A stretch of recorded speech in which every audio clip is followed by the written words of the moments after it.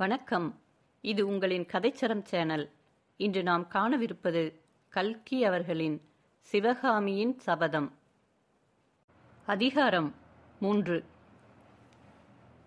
ஆயனரிடமும் சிவகாமியிடமும் விடை பெற்றுக் கொண்ட பிறகு மகேந்திர சக்கரவர்த்தியும் மாமல்லரும் குதிரைகளை திருப்பி அதிவேகமாக விட்டுக்கொண்டு போய் அரண்மனையை அடைந்தார்கள். அவர்களை கண்டதும் அரண்மனை வாசலில் காவல் புரிந்து கொண்டிருந்த வீரர்கள், வாழ்க வாழ்க, சக்கரவர்த்தி பெருமாள் வாழ்க, மாவல்ல மகாவீரர் வாழ்க என்று கோஷித்துக் கொண்டு அவர்களுக்கு வணங்கி வழிபட்டு நின்றார்கள். காவலர்களுடைய வாழ்த்து ஒளியுடன் அங்கே வரிசை வரிசையாக நின்ற குதிரைகளின் கனைப்பு ஒளியும் சேர்ந்தது. அரண்மனை முன்வாசலை தாண்டியவர்கள் உள்ளே நுழைந்ததும் அங்கே இருந்த விசாலமான நிலாமுற்றத்தில் வீரர்கள் பலர் அணிவகுத்து நிற்பது தெரிந்தது. சக்கரவர்த்தியையும் குமார பல்லவரையும் கண்டதும் அந்த வீரர்களும் ஜெயகோஷம் செய்தார்கள். எல்லோருக்கும் முன்னால் நின்ற ஒருவர் மட்டும் தனியே பிரிந்து முன்னால் வந்து பணிவுடன் நிற்க, சக்கரவர்த்தி அவரை பார்த்து, சேனாதிபதி, தூதர்களுக்கு எல்லா விஷயமும் சொல்லியாகிவிட்டதா? புறப்படுவதற்கு ஆயத்தமாக இருக்கிறார்களா என்று கேட்டார். ஆம் பிரபு, எல்லோருக்கும் சொல்லியாகிவிட்டது. அவர்களுக்கு இன்னின்ன திசைக்கு செல்ல வேண்டும் என்று தெரிவித்து விட்டேன். எல்லோரும் கிளம்ப ஆயத்தமாக தங்களுடைய கட்டளைக்காக காத்திருக்கிறார்கள் என்று சேனாதிபதி கூறினார்.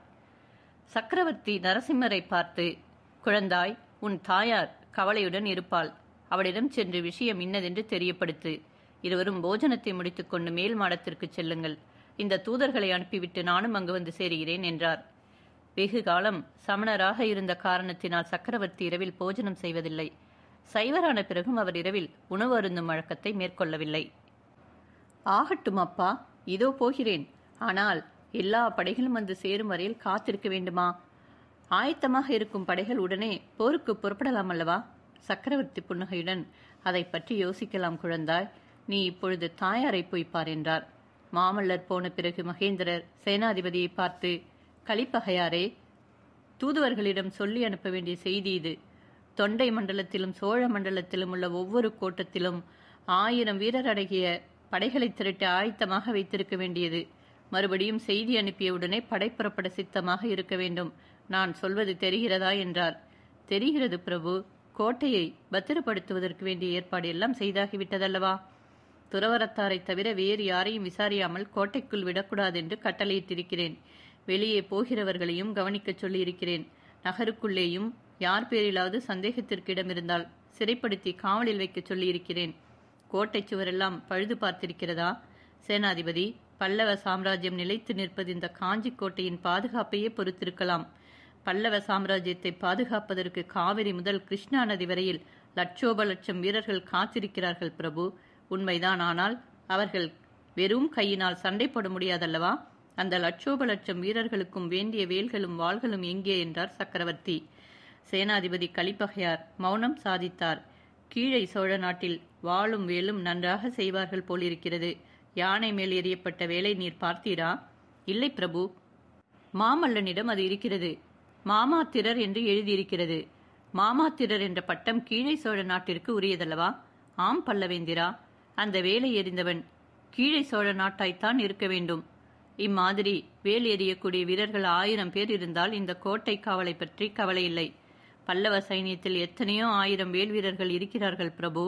அந்த வேலை எறிந்தவன் 10,000ல் ஒரு வீரன். அவனை அவசியம் கண்டுபிடிக்க வேண்டும். சேனாபதி மௌனமாக இருந்தார். இன்னும் ஒரு விஷயம். காவி துணி அணிந்தவர்களை பற்றிய கட்டளையை மாற்ற வேண்டும். ஆயனரையும் அவர் மகளையும் பார்த்துவிட்டு நாங்கள் திரும்பிய போது ஒரு சந்தின் முனையில் ஒரு புத்த பிக்ஷு நிற்பதை பார்த்தேன். சட்டென்று அவர் நிழலில் மறைந்து கொண்டார். கட்டளை என்ன பிரபு? ராஜ விகாரத்தின் மேல் கவனம் வைத்து புதிதாக வந்திருக்கும் புத்த பிக்ஷு யார் என்று பார்க்க வேண்டும். உடனே ஏற்பாடு செய்கிறேன். பிறகு சேனாபதி கலிப்பகையார் ஒவ்வொரு தூதராக அழைத்து இவர் இன்னின்ன கோட்டத்திற்கு போகிறார் என்று சக்கரவர்த்தியிடம் தெரியப்படுத்தினார். தூதர்கள் தனித்தனியே சக்கரவர்த்திக்கு வணங்கி விடை பெற்றுக் கொண்டு தம் தம் குதிரை மீதேறி விரைந்து சென்றார்கள். புவன மகாதேவி. மாமல்லர் தந்தையின் சொற்படி அரண்மனை நிலாமுற்றத்தை கடந்து சென்று உள்வாசலை நெருங்கியதும் குதிரை மீதிருந்து இறங்கினார். அங்கே சித்தமாய் காத்திருந்த பணியாட்கள் குதிரையை பிடித்து அப்பாலை கொண்டு சென்றார்கள். பிறகு மாமல்லர் விசாலமான அந்த அழகிய அரண்மனைக்குள் பிரவேசித்து தீபம் ஏந்துவோர் தம்மை பின்தொடர்ந்து வருவதற்கு திணறும்படியாக அவ்வளவு விரைவாக நடந்து சென்றார். புதிதாக அந்த அரண்மனைக்குள் பிரவேசிக்கிறவர்கள் அங்கே குறுக்கும் நெடுக்குமாக சென்ற நடைபாதைகளில் வழி கண்டுபிடித்து செல்வது அசாத்தியமாக இருக்கும். நரசிம்மர் அந்த பாதைகளின் வழியாக வளைந்து வளைந்து சென்று அரண்மனை அந்த புறத்தை அடைந்தார். அங்கே சிற்ப வேலைகளினால் சிறப்படைந்த ஒரு வாசலை அவர் அணுகியதும், குழந்தாய் வந்தாயா என்று உள்ளே இருந்து ஒரு குரல் கேட்டது. பல்லவ சாம்ராஜ்யத்தின் பட்டத்து அரசியான புவன மகாதேவி அந்த புற வாசற்படியில் வந்து நின்றார். அவருடைய கம்பீரமான தோற்றமும் முதிர்ந்த சௌந்தரிய வதனமும் திரிபுவன சக்கரவர்த்தினி என்று பல்லவ சாம்ராஜ்யத்தின் பிரஜைகள் அவரை கொண்டாடுவது முற்றும் பொருந்தும் என்று தெரியப்படுத்தின. அம்மா என்ற குரலுடன் அருகில் வந்த குமாரனை சக்கரவர்த்தினி இரு கைகளாலும் அணைத்துக்கொண்டு, குழந்தாய், இன்றைக்கு ஏதோ சொல்லத் தொடங்குவதற்குள் மாமல்லர், அம்மா, உங்களை ரொம்பவும் கெஞ்சி கேட்டுக்கொள்கிறேன், ஒரு வரம் தர வேண்டும் என்றார். புவன மகாதேவியின் முகத்தில் புன்னகை அரும்பியது. வரமா? நல்லது, கேள், தருகிறேன். அதற்கு பிரதியாக நானும் ஒரு வரம் கேட்பேன், அதை நீ தர வேண்டும் என்று அன்பு கனிந்த குரலில் கூறினார். மாமல்லர், பிள்ளை அன்னையிடம் வரம் கேட்பது நியாயம், பிள்ளையிடம் தாய் வரம் கேட்பது எங்கேயாவது உண்டா? முடியவே முடியாது என்றதும் புவன மகாதேவியின் முகத்தில் புன்னகை மறைந்தது. இருவரும் உள்ளே சென்றார்கள். நரசிம்மர் தமது தலையணியையும் ஆபரணங்களையும் எடுத்து வைத்துவிட்டு கால்கை சுத்தம் செய்து கொண்டு வந்தார். பிறகு இருவரும் அந்தப்புற பூஜா மண்டபத்திற்குள் பிரவேசித்தார்கள். அங்கே மத்தியில் நடராஜமூர்த்தியின் திருவுருவம் திவ்ய அலங்காரங்களுடன் விளங்கியது. பின்புற சுவர்களில் சிவபெருமானுடைய பல வடிவங்களும் பால கோபாலனுடைய லீலைகளும் வண்ணங்களில் அழகாக சித்தரிக்கப்பட்டிருந்தன. பூஜையெல்லாம் முன்னமே முடிந்தபடியால் தாயும் மகனும் அந்த திருவுருவத்தை வழிபட்டுவிட்டு வெளியே வந்து போஜன மண்டபத்திற்குள் பிரவேசித்தார்கள். உணவருந்த உட்கார்ந்ததும் புவன மகாதேவி, குழந்தாய், ஏதோ முக்கியமான செய்தி வந்திருக்கிறதாம். கோட்டை வாசல் எல்லாம் சாத்தியாகிவிட்டதாம். அரண்மனை எல்லாம் அல்லோல கல்லோலப்படுகிறது. எனக்கு மட்டும் ஒன்றுமே புரியவில்லை. நீயாவது சொல்லக்கூடாதா? பெண்கள் என்றால் மட்டமானவர்கள், அவர்களுக்கு ஒன்றுமே தெரிய வேண்டியதில்லை என்பதாக நீ கூடவா எண்ணம் வைத்திருக்கிறாய் என்றார். மாமல்லர் உணவு பரிமாறிக் கொண்டிருந்த பணியாட்களை பார்த்துவிட்டு, அம்மா, சாப்பிட்டானதும் மேல் மாடத்திற்கு போய் எல்லா விவரங்களும் சொல்கிறேன். ஆனால் ஒன்று மட்டும் இப்போதே கேட்டுக்கொள்கிறேன். இனிமேல் தினம்தோறும் நான் வந்த பிறகுதான் தாங்கள் ராபோஜனம் செய்வது என்று வைத்துக் கொள்ளக்கூடாது. அந்த வழக்கத்தை இதோடு நிறுத்திவிட வேண்டும் என்றார். சக்கரவர்த்தினி குமாரனை அன்பு ததும்பிய கண்களால் பார்த்து புன்னகை செய்தார். ஆனால் மறுமொழி ஒன்றும் சொல்லவில்லை. காஞ்சி அரண்மனையில் பகல் போஜனம் ராஜரீக சம்பிரதாயங்களுடன் ஆடம்பரமாக நடப்பது வழக்கம். பெரிய சாம்ராஜ்ய உத்தியோகஸ்தர்கள், அந்நிய நாடுகளிலிருந்து வந்த பிரமுகர்கள், சிவனடியார்கள், வைஷ்ணவ பெரியார்கள், பிரசித்தி பெற்ற கலைஞர்கள், தமிழ் கவிஞர்கள், வடமொழி பண்டிதர்கள் முதலியோர் விருந்தாளியாக அழைக்கப்படுவது உண்டு. எனவே பகல் போஜன நேரத்தில் அரண்மனைவாசிகள் ஒருவரோடொருவர் அளவாளுதல் இயலாத காரியம். மற்றும் பகல் நேரமெல்லாம் சக்கரவர்த்தியும் குமாரரும் ராஜரீக காரியங்களில் ஈடுபட்டிருப்பார்கள். எனவே தாயும் பிள்ளையும் சந்திப்பதற்கு ராபோஜன நேரத்தை சக்கரவர்த்தி திட்டம் செய்திருந்தார்.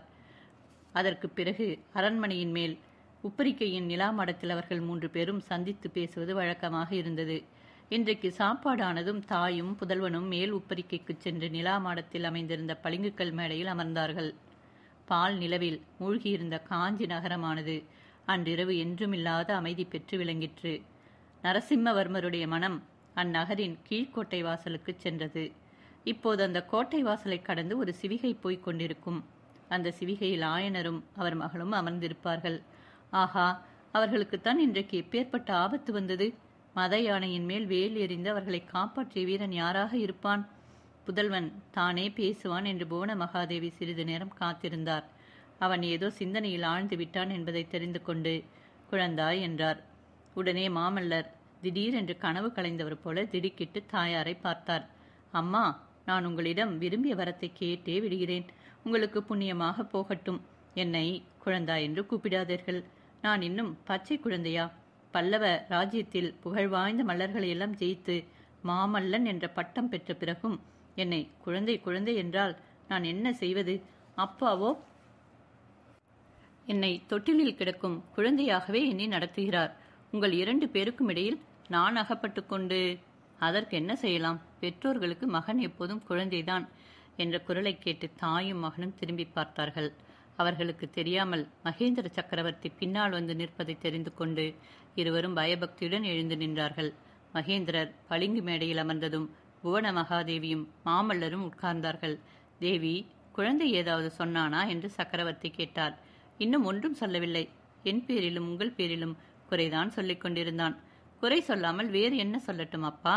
பல்லவ ராஜ்யத்தில் அந்நியர் பிரவேசித்த செய்தி கிடைத்த பிறகும் நாம் வெறுமனே கையை கட்டிக்கொண்டு உட்கார்ந்திருப்பதா?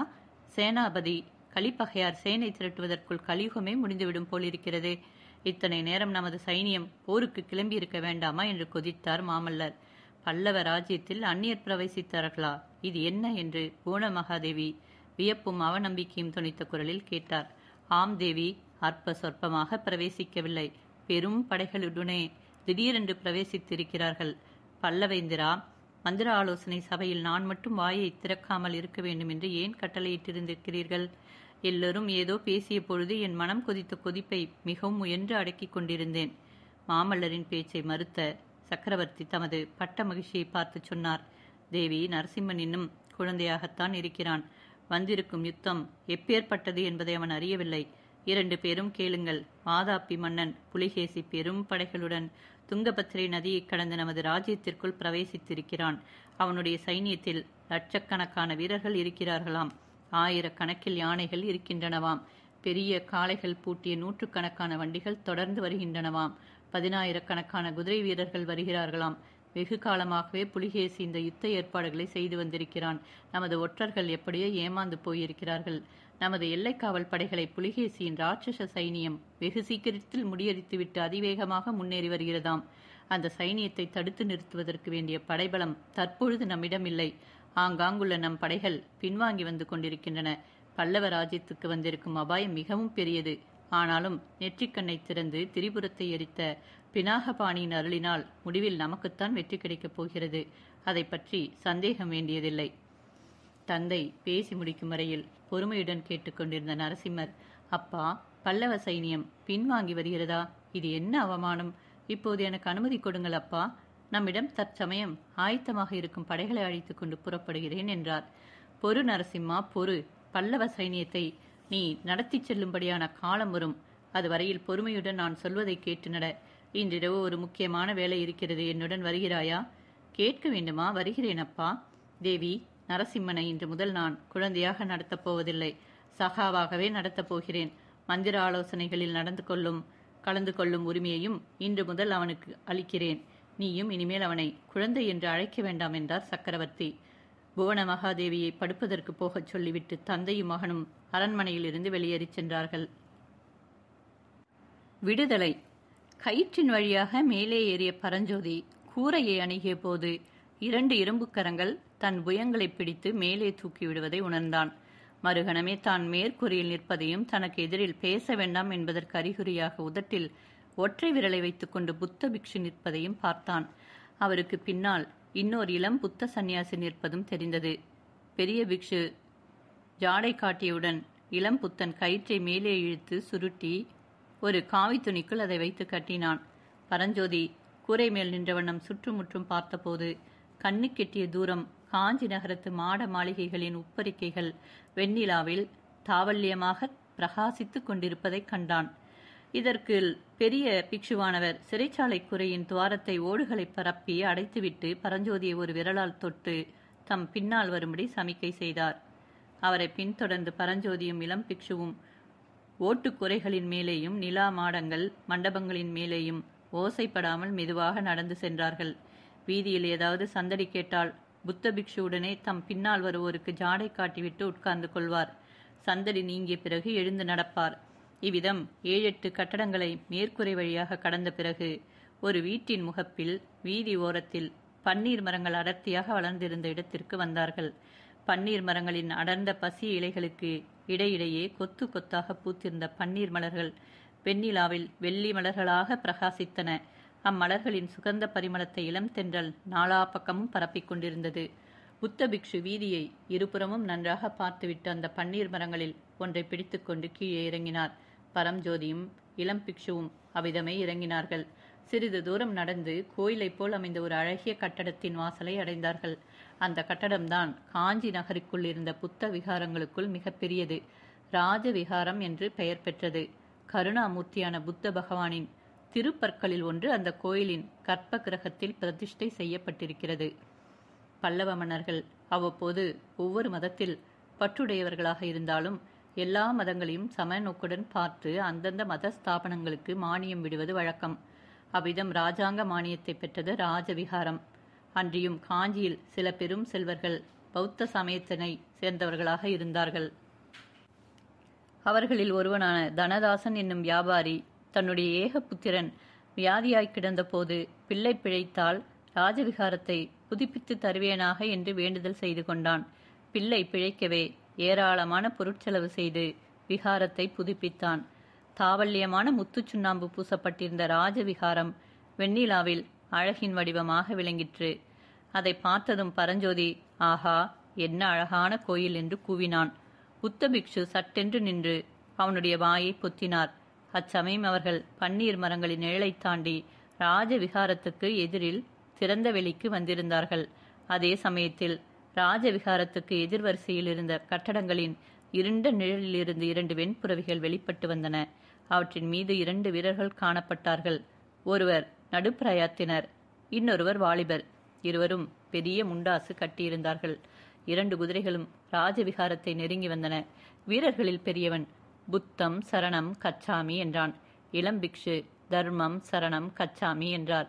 அடிகளே, இரவு 2ஆம் ஜாமத்துக்கு மேல் யாரும் வெளியில் கிளம்பக்கூடாது என்று தெரியுமோ என்றான் முதிய வீரன். தெரியும், ஆனால் சந்நியாசிக்கும் அந்த கட்டளை உண்டு என்பது தெரியாது என்றார் பிக்ஷு. இந்த அர்த்தராத்திரியில் எங்கே கிளம்பினீர்களோ? இந்த பிள்ளை என்னுடைய சிஷ்யன். காஞ்சிக்கு புதியவன், காணாமல் போய்விட்டான். அவனை தேடி பிடித்து அழைத்து வந்தேன். இந்த வாலிபனுக்கு எந்த ஊரோ? சோழ நாட்டில் செங்காட்டங்குடி. இன்றைக்குத்தான் இருவரும் வந்தீர்களாக்கும்? ஆம் ஐயா. தங்கள் திருநாமம் என்னவோ? நாகநந்தி என்பார்கள். இனிமேல் நள்ளிரவில் கிளம்ப வேண்டாம். சுவாமி, சிஷ்ய பிள்ளையிடமும் சொல்லி வையுங்கள். வீரர்கள் குதிரைகளை தட்டிவிட்டு கொண்டு போன பிறகு மூவரும் ராஜவிகாரத்திற்குள் பிரவேசித்தார்கள். அவர்கள் உள்ளே நுழைந்ததும் ராஜவிகாரத்தின் வெளிக்கதவு சாத்தப்பட்டது. உள்ளே வெகு தூரத்தில் கற்பகிரகம் தீப வரிசைகளால் அலங்கரிக்கப்பட்டிருந்ததை பரஞ்சோதி பிரமிப்புடன் பார்த்து கொண்டு நின்றான். உள்ளே இருந்து வந்து கொண்டிருந்த அகிர்புகையின் வாசனை அவனுடைய தலையை கிறுகிறுக்கச் செய்தது. புத்த பிக்ஷு அவனுடைய தலையை தொட்டு, பிள்ளாய், எப்பேற்பட்ட ஆபத்து உனக்கு வந்தது? புத்த பகவானுடைய கருணையினால் தப்பினாய் என்றார். பரஞ்சோதி அவரை ஏறிட்டு பார்த்து, அடிகளே, எந்த ஆபத்தை சொல்லுகிறீர்கள் என்று கேட்டான். பெரிய ஆபத்து. இந்த விகாரத்தின் வாசலிலேயே வந்தது. குதிரை மேல் வந்தவர்கள் யார் தெரியுமா? எனக்கு எப்படி தெரியும் சுவாமி? காஞ்சிக்கு நான் புதிதாயிற்றே. பிக்ஷு பரஞ்சோதியின் காதோடு மகேந்திர சக்கரவர்த்தியும் அவருடைய மகன் மாமல்ல நரசிம்மனும் தான் என்றார். பரஞ்சோதிக்கு உண்மையிலேயே தூக்கி வாரி போட்டது.